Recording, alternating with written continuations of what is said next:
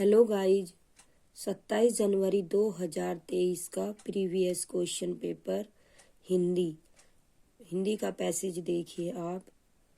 दिए गए गद्यांश को ध्यानपूर्वक पढ़िए तथा पूछे गए प्रश्न के लिए सबसे उपयुक्त विकल्प का चयन कीजिए। मेघालय यानी बादलों का धरती गर्भवतीय अंचलों में बटा हुआ है। मेघालय खासी, गारो और जैंतिया पर्वत है। हर अंचल की अपनी अलग संस्कृति है। हर कहीं पारिवारिक व्यवस्था मातृसत्तात्मक है। तमाम दुकानों पर स्त्रियां सौदा बेचती और बेहिचक बतियाती दिखाई देती हैं। शायद कमोबेश यह स्थिति पूर्व उत्तर के अन्य राज्यों में भी है। भले ही वहाँ मातृसत्तात्मक परिवार व्यवस्था न हो, भारत में जहाँ भी जाइए लोग सब जगह एक से ही हैं। हाँ, बोली, पहनावे, नाक नक्श में थोड़ा अंतर है। यह स्वाभाविक ही है। भौगोलिक स्थितियाँ ही ऐसा अंतर कर देती हैं। यहाँ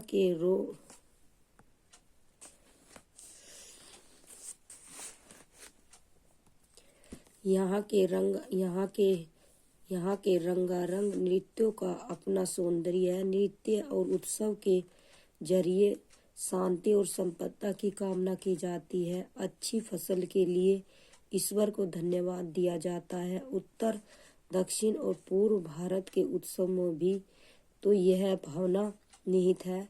खासियों के नोग क्रेम नृत्य को देखने के बाद मोस माई गांव की गुफाओं की ओर प्रस्थान किया। क्वेश्चन 1, प्रस्तुत गद्यांश की विधा क्या है? जीवनी, निबंध, कविता या यात्रा? यात्रा वृत्तांत। इसका आंसर होगा ऑप्शन डी। क्वेश्चन 2, हर अंचल की अपनी अलग अलग संस्कृति क्यों है? लोगों के अलगाववादी दृष्टिकोण के कारण, लोगों के शैक्षिक स्तर के कारण, भौगोलिक स्थितियों में अंतर के कारण। इसका आंसर होगा ऑप्शन सी। क्वेश्चन 3, तमाम दुकानों पर स्त्रियां सौदा बेचती हैं और बेहिचक बतियाती दिखाई देती हैं। यह पंक्ति किस ओर संकेत करती है? ऑप्शन ए, समाज में स्त्रियों की उन्नत स्थिति, स्त्रियों पर सामाजिक प्रतिबंध, पुरुषों के जुझारपन में कमी, महिला पुरुष असमानता। इसका आंसर होगा ऑप्शन ए, समाज में स्त्रियों की उन्नत स्थिति। क्वेश्चन 4, मातृसत्तात्मक परिवार व्यवस्था से क्या तात्पर्य है?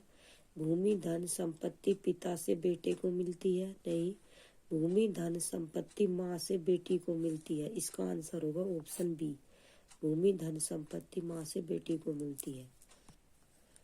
क्वेश्चन 5, नृत्य और उत्सव के जरिए किसकी कामना की जाती है? ऑप्शन, सभी नागरिकों की दीर्घायु की, सभी बच्चों की अच्छी शिक्षा की, शांति और संपदा की। इसका आंसर होगा ऑप्शन सी, शांति और संपदा की। क्वेश्चन 6, पूरे भारत में उत्सव से जुड़ी कौन सी एक बात समान लगी? ऑप्शन ए, अच्छी फसल के लिए ईश्वर का धन्यवाद देना, सभी लोगों के नाक नक्श एक से होना, सभी लोगों का मिलजुल कर नृत्य करना, सभी लोगों का एक सा पहनावा होना, सभी। इसका आंसर होगा ए, अच्छी फसल के लिए ईश्वर को धन्यवाद देना। क्वेश्चन 7, मेघालय का संधि विच्छेद है। मेघा प्लस अल्य, ऑप्शन बी मेघ प्लस अल्य, ऑप्शन सी मेघा प्लस आल्य, ऑप्शन डी मेघ प्लस आल्य। इसका आंसर होगा ऑप्शन डी। क्वेश्चन 8, कौन सा शब्द पर्वत का पर्यायवाची शब्द है? अंबर आकाश का है, गिरी पर्वत का है, और नीरज और पंकज कमल के फूल का है, और समीर में। तो इसका आंसर होगा ऑप्शन बी, गिरी।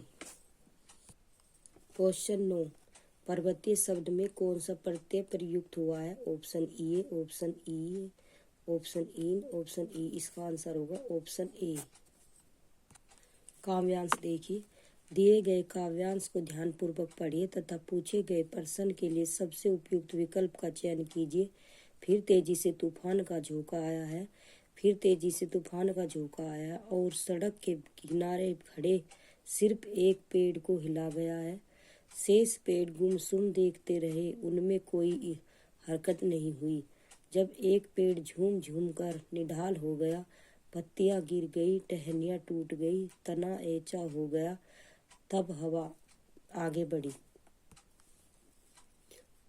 उसने सड़क के किनारे दूसरे पेड़ को हिलाया। शेष पेड़ गुमसुम देखते रहे। इस नगर में लोग या तो पागलों की तरह उत्तेजित होते हैं या दुबक कर गुमसुम हो जाते हैं। वे हर समय अकेले ही रह जाते हैं। क्वेश्चन 10। इस काव्यांश में नगर के किस तरह के जीवन को रेखांकित किया गया है? उल्लसित जीवन, वैभवमय जीवन, एकाकी जीवन। एकाकी जीवन, इसका आंसर होगा ऑप्शन ए। देखो यहाँ वे हर समय अकेले ही हो जाते हैं। क्वेश्चन 11। कविता की किन पंक्तियों से प्रेरित होता है कि एक व्यक्ति पर संकट आने पर शेष लोग तटस्थ, शेष पेड़ गुमसुम देखते रहे, सिर्फ गिर के हिला गया, पत्तियां गिर गई, टहनियां टूट गई, तना ऐंचा हो गया, शेष पेड़ गुमसुम देखते हैं। इसका आंसर होगा ऑप्शन ए। क्वेश्चन 12। तूफान का झोंका आया से क्या व्यंजित हुआ है? ऑप्शन ए मूसलाधार वर्षा, ऑप्शन बी भूकंप का आना, ऑप्शन सी तेज हवाएं चलना, ऑप्शन डी संकट आना। इसका आंसर होगा ऑप्शन डी। क्वेश्चन 13। नगरीय लोगों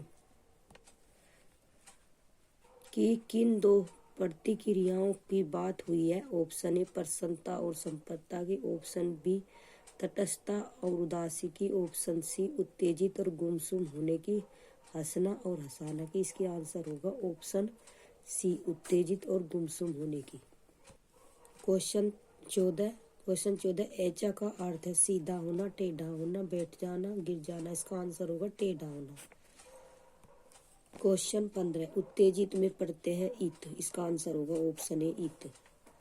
क्वेश्चन 16। एक अध्यापक चाहता है कि उसके विद्यार्थी कक्षा के बाहर भी समक्ष और आत्मविश्वासी पाठक बने। निम्नलिखित में से कौन सी रणनीति उसकी कक्षा में सर्वाधिक महत्वपूर्ण होगी? ऑप्शन ए चयनित पाठ्य सामग्री का अध्यापक द्वारा आदर्श वाचन और विद्यार्थियों का पीछे पीछे दोहराना, ऑप्शन बी शिक्षार्थियों को गहन पठन के लिए प्रोत्साहित करना, ऑप्शन सी शिक्षार्थियों को पंक्तियों के मध्य गहराई से पढ़ने के लिए प्रोत्साहित करना, ऑप्शन डी विविध प्रकार की रुचिकर उपयुक्त एवं प्रासंगिक पाठ्य सामग्री पढ़ने के लिए अवसर देना। इसका आंसर होगा अवसर देना, ऑप्शन डी। क्वेश्चन 17। निम्नलिखित में से कौन सी युक्ति बच्चों के भाषा विकास में मदद नहीं करेगी? नहीं।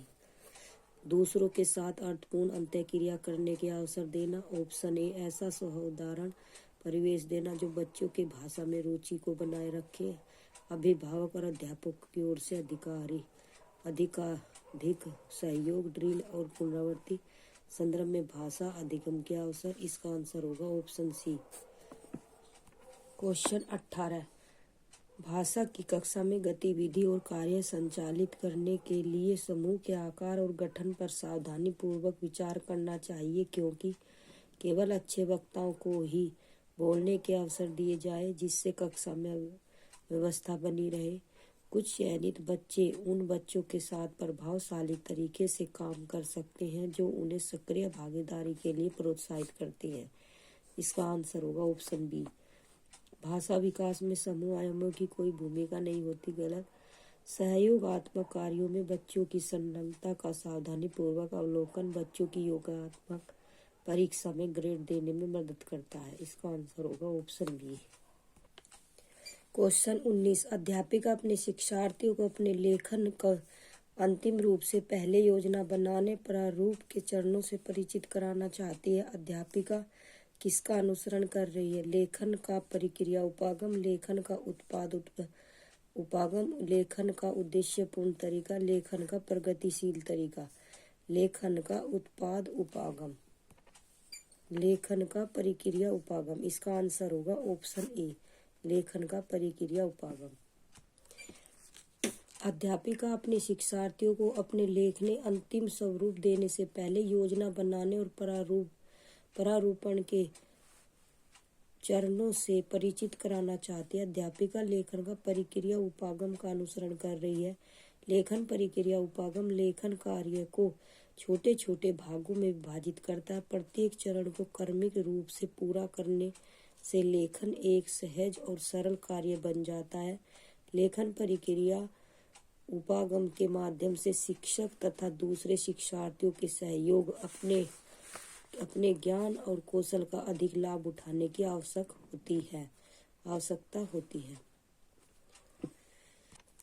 क्वेश्चन 20, निम्नलिखित में से कौन सी भाषा अधिगम के लिए प्रमाणिक सामग्री नहीं है? समाचार के लेख, विज्ञापन, डायरी, प्रविष्टि। इसका आंसर होगा ऑप्शन डी, पाठ्यपुस्तकें भाषा की अधिगम के लिए प्रमाणिक, विज्ञापन भाषा अधिगम के लिए प्रमाणिक सामग्री है। प्रमाणिक सामग्री वे पठन ग्रंथ है जो देशी वक्ताओं द्वारा लिखे गए हैं और समाचार पत्रों व पत्रिकाओं के संदर्भों में विशेष रूप से देशी वक्ताओं के लिए डिजाइन किए गए हैं, जिसमें गैर देशी पहुंच के लिए कोई विचार नहीं दिया गया था। क्वेश्चन 21, अध्यापक ने अपने शिक्षार्थियों को किसी अनुच्छेद की बहुत ही आकर्षक शुरुआत लिखने के लिए कहा, जिससे कि पाठकों का ध्यान आकर्षित किया जा सके। यहाँ लेखन का उद्देश्य क्या है? व्याकरणिक रूप से सही वाक्य लिखना, उचित विराम चिन्हों का प्रयोग करना, रचनात्मक रूप से लिखने के प्रयास करना। ऑप्शन डी, लिखते समय सही वर्तनी का प्रयोग करना। इसका आंसर होगा ऑप्शन सी, रचनात्मक रूप से लिखने के प्रयास करना। क्वेश्चन 22, किसी एक बच्चे के अनुच्छेद को देखकर अध्यापक ने कहा, श्रेष्ठ कार्य। बच्चों को इस तरह से दी गई प्रतिपुष्टि। परिक्रिया और उत्पाद पर केंद्रित, परिक्रिया के स्थान पर उत्पाद पर केंद्रित। इसका आंसर केवल परिक्रिया पर आधारित, उपचारात्मक शिक्षण में सहायक। इसका आंसर होगा ऑप्शन बी, परिक्रिया के स्थान पर उत्पाद पर केंद्रित। क्वेश्चन 23, भाषा के प्रभावशाली आकलन में शामिल है। सत्र के अंत में योगात्मक आकलन का प्रयोग। ऑप्शन बी, बच्चों की प्रगति के बारे में उनके अभिभावकों को बताना। ऑप्शन सी, बच्चों के प्रदर्शन की जांच के लिए निदानात्मक आकलन करना। ऑप्शन डी, आकलन के विभिन्न प्रकार के तरीकों का प्रयोग। इसका आंसर होगा ऑप्शन डी, एक्सप्लेनेशन। आकलन के विभिन्न प्रकार के तरीकों का प्रयोग भाषा के प्रभावशाली आकलन में शामिल है। भाषा आकलन से तात्पर्य भाषा के द्वारा अपने आप को अभिव्यक्त करने की क्षमता तथा दूसरे की अभिव्यक्ति को समझने की क्षमता के नियमित अवलोकन से है। आकलन के अंतर्गत बच्चों के विषय संबंधित ज्ञान के साथ जीवन उपयोगी जानकारियां और बच्चों के व्यवहार का निरंतर नियमित आकलन किया जाता है। क्वेश्चन 24, वह चरण जिसमें बच्चे आत्मनिर्भर होकर पढ़ते हैं और अध्यापक बच्चों के व्यक्तिगत पठन को सुन सकता है या समूह के पठन की मॉनिटरिंग करता है। जो बच्चे के अटक जाते हैं उन्हें संकेत देता है। यह चरण खाली स्थान है। पठन के पूर्व, पठन के दौरान, पठन के बाद, स्वयं पठन। इसका आंसर होगा ऑप्शन बी, पठन के दौरान। एक्सप्लेनेशन, उपयुक्त प्रश्न के संदर्भ में यह चरण पठन के दौरान होता है। पठन प्रक्रिया में बालक लिखित या मुद्रित शब्दों को पढ़कर उनका भाव ग्रहण करता है। किसी लिखित भाषा या चित्र को देखकर इसके भाव का अर्थ ग्रहण करना पठन कहलाता है। भाषाओं के अतिरिक्त अन्य विषय के बोध के लिए भी पठन प्रक्रिया अत्यधिक महत्वपूर्ण है। क्वेश्चन देखिए 25, प्रथम भाषा में बच्चों के पठन या लेखन के अनुभव। खाली स्थान। ऑप्शन ए, बच्चों को द्वितीय भाषा में पठन लेखन सीखने में मदद करते हैं। द्वितीय भाषा सीखते समय बिल्कुल भी काम नहीं आते हैं। दूसरे भाषा में पठन लेखन सीखते समय भाषा पे बाधा पैदा करते हैं। ये बाधा होगी, इसमें बिल्कुल हो गया।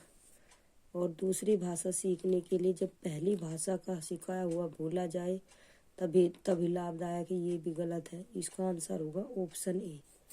बच्चे को द्वितीय भाषा में पठन लेखन सीखने में मदद करते हैं। क्वेश्चन 26, किसी पाठ्य सामग्री से सूचना लेना और शाब्दिक स्तर से कहीं आगे जाकर उसकी व्याख्या करना क्या कहलाएगा? ऑप्शन ए अनुमान लगाना, ऑप्शन बी तुलना करना, ऑप्शन सी सरसरी तौर पर पढ़ना, ऑप्शन डी निष्कर्ष निकालना। इसका आंसर होगा ऑप्शन डी निष्कर्ष निकालना। क्वेश्चन 27, जब किसी पाठ्य सामग्री में विचारों का तार्किक क्रम और व्यवस्थित संयोजन होता है तो यह रिक्त स्थान है। तार्किक संबंध, जुड़ाव, बोधगम्यता, विन्यास। इसका आंसर होगा ऑप्शन ए तार्किक संबंध। एक्सप्लेनेशन, किसी पाठ्य सामग्री में विचारों का तार्किक क्रम और व्यवस्थित संयोजन तार्किक संबंध कहलाता है। बोधगम्यता शब्द से आशय किसी परीक्षार्थी के मानसिक रूप से किसी विषय को समझने अवधारित करने की योग्यता, उसका संपूर्ण अर्थों में विश्लेषण एवं मूल्यांकन कर उस पर आधारित प्रश्नों का सटीक समाधान निकालने से है। क्वेश्चन 28, भाषा की पाठ्य पुस्तक से नया अध्याय पढ़ाना शुरू करने से पहले अध्यापक को किस पर ध्यान देना चाहिए? ऑप्शन ए अध्याय के सारांश पर, ऑप्शन बी अध्याय में आए कठिन शब्द पर, ऑप्शन सी अध्याय के व्याकरणिक पहलू पर, ऑप्शन डी अध्याय की थीम को उनके पहले से अर्जित अनुभव से जोड़ना। इसका आंसर होगा ऑप्शन डी। क्वेश्चन 29, एक अध्यापक विद्यार्थियों को उपयुक्त मदद देता है जिससे कि वे जितना स्वयं सीख सकते हैं उससे अधिक सीख ले। अध्यापक क्या कर रहा है? ऑप्शन ए प्रतिपुष्टि से दे रहा है, ऑप्शन बी मदद दे रहा है, ऑप्शन सी उपचारात्मक शिक्षण कर रहा है, ऑप्शन डी प्रोत्साहित कर रहा है। इसका आंसर होगा मदद दे रहा है, ऑप्शन बी। क्वेश्चन 30, व्याकरण कैसे पढ़ाई जानी चाहिए? संदर्भ में प्रत्यक्ष रूप से, नियमों को रटकर, ड्रिल और अभ्यास द्वारा। इसका आंसर होगा ऑप्शन ए संदर्भ में।